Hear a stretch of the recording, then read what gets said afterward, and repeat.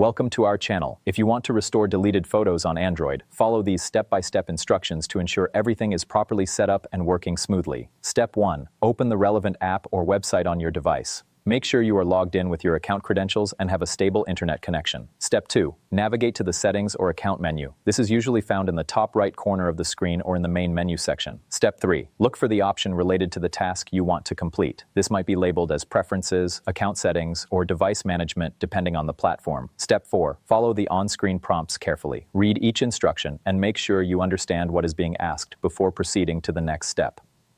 Step 5. Complete the required actions by entering any necessary information or making the appropriate selections from the available options.